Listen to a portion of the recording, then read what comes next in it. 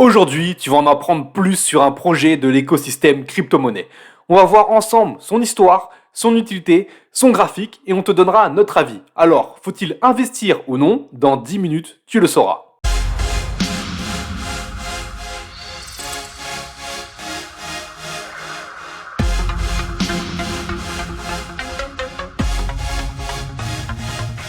Hello la LTN Team, j'espère que vous allez tous bien, toujours 20 et CG pour vous accompagner vers le prochain Bull Run. Vous connaissez la désormais célèbre chanson du mardi, le mardi c'est projet en folie. Bonjour à tous, bonjour 20. Nous sommes de plus en plus à être au rendez-vous, on vous remercie et ce n'est que le début. Rendez-vous en 2025. La semaine dernière, on a vu le numéro 16, le tronc de TRX. Maintenant, cette semaine, place au AVAX d'Avalanche. Ce que l'on peut regarder comme d'habitude, c'est de voir que son prix actuel est de 17,22$. On a une offre en circulation relativement faible avec 295 millions. Une offre totale à 410. Et surtout une offre maximale à 720 millions. Donc on se rend compte que l'offre totale actuelle n'est pas entièrement libérée. Il y a encore quasiment la moitié des tokens en plus qui va être libéré sur le marché, qui pourrait faire bien sûr bouger le cours. Voyons ensemble l'historique depuis sa création. Donc on se rend compte que sur le dernier cycle, comme on peut le voir ici, l'AVAX est monté à quasiment 145$ et qu'aujourd'hui sur ce point bas on est à moins 88% depuis son plus haut. En ce qui concerne l'évolution que devrait connaître AVAX pour atteindre le market cap de l'Ethereum, du coup, il devrait faire un x30.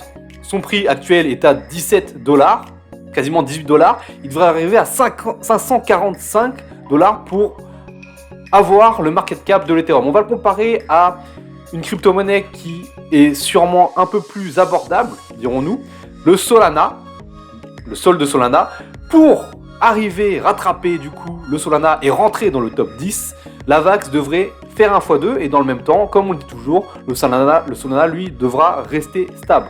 Et on devrait du coup avoir un AVAX à environ 40$ pour qu'il soit dans le top 10. Pour votre culture perso, AVAX a été créé par la société Avalabs, dont le dirigeant se nomme Emin Gun-Sirer. Elle a été lancée officiellement en 2020. Bon, pour l'histoire c'était rapide car au final ça n'est pas le plus important. Parlons du projet AVAX maintenant. Il faut déjà voir quel est le but de AVAX. On revient ici une nouvelle fois sur une blockchain qui prône l'interopérabilité. Son but est donc de créer une plateforme ouverte à tous, personnalisable et évolutive, mais également rapide et moins chère. Son fonctionnement est un peu différent de ce qu'on retrouve sur le marché. Il est à la fois un layer 0 et un layer 1. Le fait que cette blockchain soit très ouverte n'en fait tout de même pas une plateforme avec peu de sécurité. La fusion du Proof of Stake et du Gossip Protocol en fait à ce jour l'une des plus sécuritaires sur le marché. Pour aller encore plus loin sur cet aspect sécuritaire, qui est tout de même un élément primordial, surtout avec les récents événements que l'écosystème a connus, la plateforme Avalanche est construite sur une nouvelle famille que l'on appelle Snow et qui combine deux consensus. Un qui permettait une grande rapidité mais qui n'était pas très sécurisé ni décentralisé, et l'autre qui permet au contraire une grande décentralisation. On a déjà beaucoup parlé sur la chaîne des problèmes de lenteur ou encore des frais élevés. AVAX vient donc répondre à ces deux points. Tout comme Ethereum, désormais, AVAX utilise un algorithme de consensus en Proof of Stake. Nous avons parlé des problèmes de lenteur et des frais. Sachez que sur le réseau Avalanche, les transactions prennent seulement entre 1 à 3 secondes et les frais sont de 7 centimes de dollars en moyenne. Concernant les concurrents du projet, on a bien évidemment l'Ethereum. On trouve aussi le token Algo d'Algorand, qui est d'ailleurs aujourd'hui plus implanté que le AVAX grâce à ses nombreux partenariats avec les principaux services financiers, mais qui est freiné par le fait que ceux-ci sont trop focalisés sur la blockchain. Et enfin, on a un des grands acteurs de cette année 2022, le Atom de Cosmos. Nous voici donc sur le site de AVAX Avalanche. CG va nous détailler un peu plus en détail par la suite ce site, mais nous on va s'intéresser à l'onglet Community, donc l'onglet social de AVAX Avalanche. Je vous l'ai toujours dit, c'est quelque chose de très important, savoir s'il a une belle communauté pour savoir justement si c'est suivi et si c'est un projet qui peut perdurer dans le temps. Le meilleur outil pour moi, c'est Twitter. Est-ce que du coup, il y a beaucoup de gens qui suivent ou pas Avax Avalanche sur Twitter? Sur Avalanche France, on est 21 000 followers. Avec notamment le dernier tweet ici, là, c'est le 21 septembre. Mais, bien entendu, la langue de référence, c'est l'anglais. Donc, sur le Twitter anglais, combien il y a de followers? Il y en a 761 000. Donc, c'est tout de même un projet qui est bien suivi. Là, le dernier tweet date du 22 septembre, au moment où j'enregistre, il y a 2 jours. Ils sont plus ou moins actifs. On a déjà vu des projets un peu plus actifs que cela, mais ils sont quand même assez actifs, on va dire.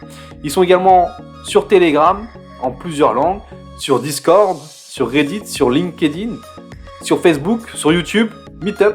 Vraiment, n'hésitez pas à aller fouiller vous-même et aller voir un petit peu leurs différents profils sur les différents réseaux sociaux. Ça vous donnera un avis un petit peu sur l'équipe, un avis sur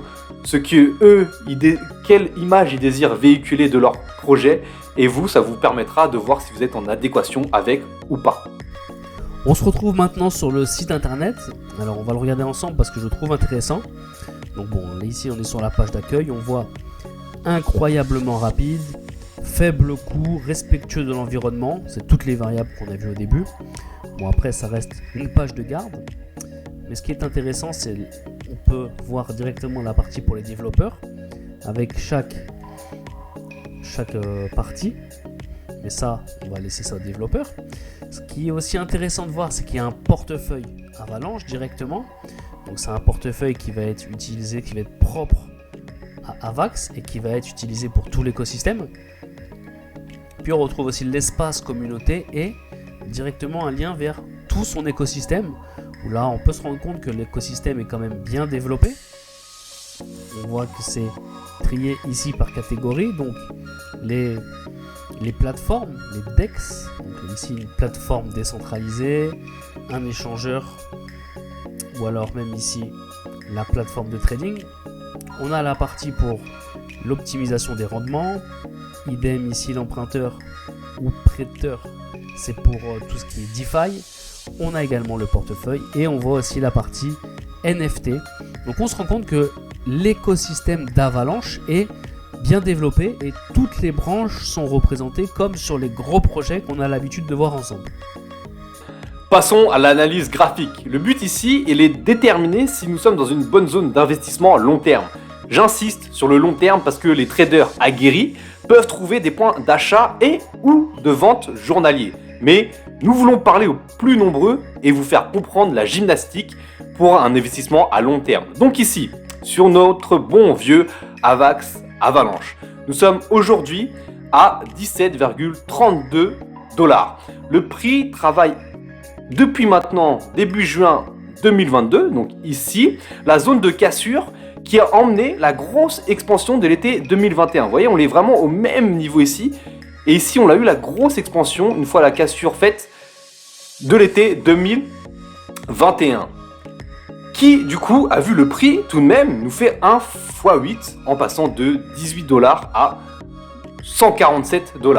Si on trace un Fibonacci du point bas au point le plus haut, on peut voir ici que nous sommes du coup dans le second QG des acheteurs, comme on aime à l'appeler. On est juste un peu en dessous, mais on est en train de travailler vraiment cette zone ici, entre les 33 et les 18 $.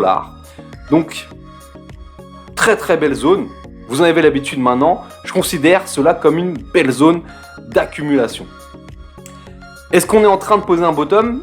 Peut-être, au vu de la localisation du prix et également de l'écrasement de la volatilité.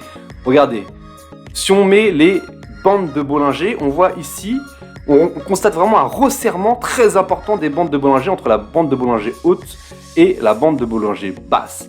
Mais on la gaze également les moyennes mobiles qui se resserrent entre elles. Vous voyez la moyenne mobile ici 7 périodes et la moyenne mobile 20 périodes qui sont en train de se resserrer. Pour ceux qui aiment le projet et qui désirent investir, n'oubliez pas de déterminer en amont vos zones de prise de profit. Pour ma part, personnellement, toujours un TP sur l'ancien ATH, donc 147 $. Si vous rentrez ici, hop, premier TP, 147 $. Puis, sur les targets d'extension, nous avons ici, vous voyez, hop, 192 $, 213 $, 243 $.